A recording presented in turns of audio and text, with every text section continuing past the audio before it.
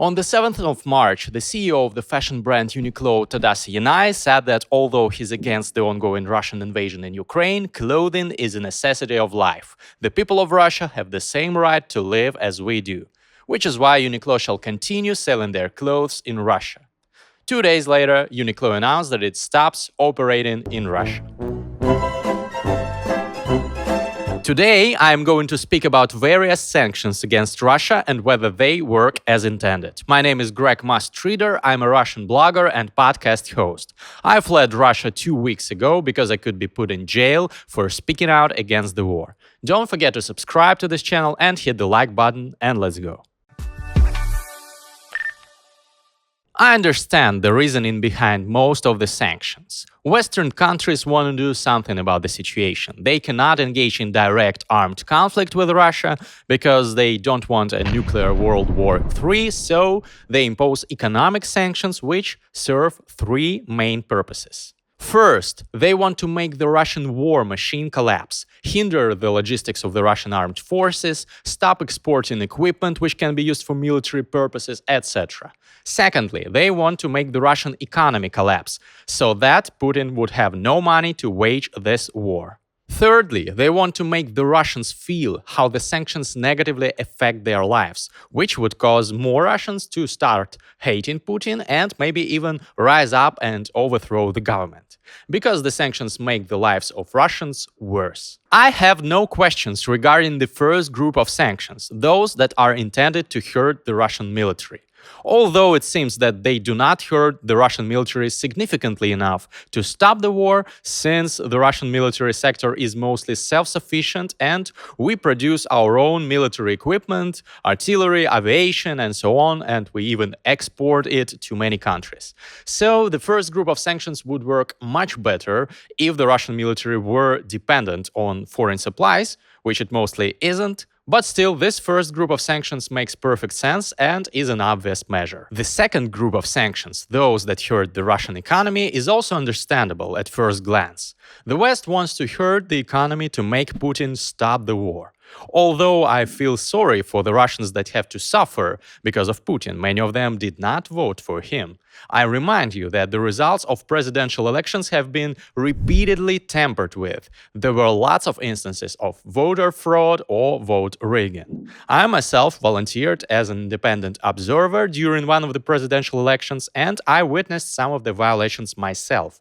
I managed to stop some of them, so on the polling station where I was observing, Putin got something like 35% of votes, whereas on many other stations he received much more, because not all shenanigans could be stopped. So it's not that all Russians voted for Putin and now have to suffer for their choice. Many of them didn't. I believe that most of them didn't. Moreover, I know that the majority of Russians are against the war, and I've proven this using statistics in my recent video on this channel. Check it out. So this makes their suffering caused by the sanctions even less fair. Is collective responsibility fair at all? Is it fair that all Russians should be responsible for actions of their government? I don't think so, and I recommend that you read the great philosopher Hannah Arendt on this topic. Her main point is that if you say that everyone should be collectively responsible for actions of their government, like that all Germans should be responsible for Hitler, or all Americans for hundreds of thousands deaths in Iraq or Afghanistan, in this case you take the blame from the real villains. Where all are guilty, nobody is, says Hannah Arendt, and I agree with her. I would say that blaming all Russians on Putin is a case of victim blaming, like blaming a victim of a rape for what's been done to her. However, this unfairness in respect of Russians suffering because of Putin could be justified by the fact that these are the times of war now. We have to stop the war at all costs. Lots of people are dying in Ukraine every day, so extreme times call for extreme measures. There's bound to be some collateral damage. Problems for the economy of Russia will lead to shattered lives and fortunes of millions of Russians. But that's the price you've got to pay for stopping the war. That's what the proponents of sanctions believe. I personally do not know whether economic sanctions can truly stop the war. And I think no one knows. We'll wait and see. But many experts believe that the Russian economy is self sufficient enough so that with the help of the Chinese, Putin will be able to continue this war for a long time and will have enough money for that. In this case, the sanctions will hurt the innocent Russian population in vain, for no purpose. Some people might say that there still are no fully innocent Russian people in this situation, that we all share the guilt, because we could have risen up and overthrown Putin. But most of those people do not understand the real situation in Russia.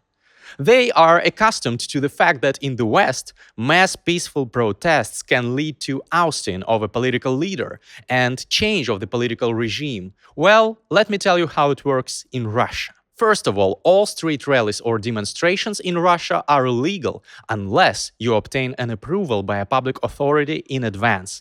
During the last several years, no such approvals were granted at all, except for the demonstrations organized by the pro-Putin forces. Secondly, if you go to a demonstration that hasn't been approved, the police arrest you for 15 days. Many of my friends and acquaintances have gone through this over previous years. If you are arrested like that 3 times, you can go to jail for 5 years. Not to mention the fact that the police often violently beats up protesters, or even torture them in prisons. Thirdly, since a couple of weeks ago, there's been a new law that says that now you can go to jail for up to 15 years for participation in anti-war protests. Now, do you understand why it's not as simple as you think? And what do you think is a good enough adherence to your civil duties as a citizen of Russia? If a person has been to street rallies several times and has been arrested a couple of times, like many of my friends, is it enough? Is it good enough? Or will you still say that this person is complicit in Putin's crimes and has to suffer for that? And now we arrive at the final group of sanctions, the third one. The sanctions that are intended to make more Russians hate Putin and rise up against him. Admittedly, if all 140 million of Russians were to take to the streets in one day simultaneously, everything would collapse.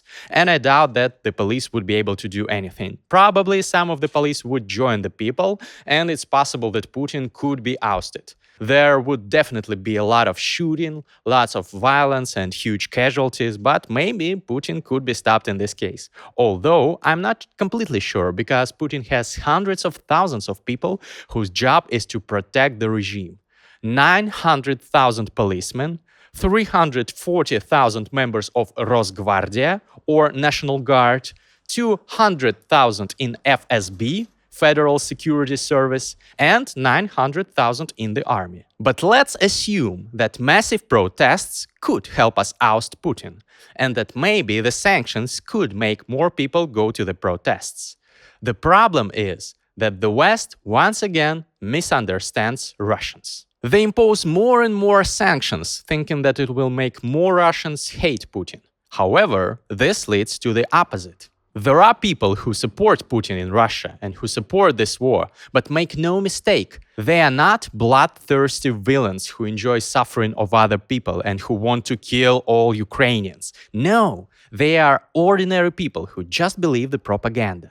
Most of them are older people who don't use the internet and who believe everything the state propaganda says on TV because we do not have independent TV channels in Russia.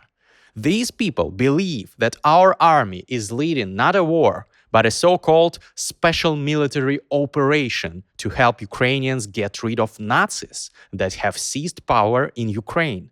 This sounds absurd, but that's truly what they say today on TV. And also, Putin's propaganda says that the West hates Russia and wants to destroy it, that we are surrounded by enemies. And now, most countries impose more and more sanctions that worsen the economic well-being of Russians. Moreover, Russian sportsmen are not allowed to participate in international competitions. Even Russian cats are not allowed to go to international cat shows or cat exhibitions. All this news is broadcast on Russian TV, and Russian TV hosts say, "Look, they really do hate Russians all over the world. They are our enemies." All these sanctions lend credence to the propaganda and make more people believe it. Some people used to hesitate whether to believe it or not, but now, because of the sanctions, I think some of them will start supporting the war. This is all very sad. The conclusion is that, in this case, the sanctions do not work at all. In my next video, I'm going to speak more about sanctions and corporate activism and about what could really be done to help the situation. Don't forget to subscribe and write what you think in the comments.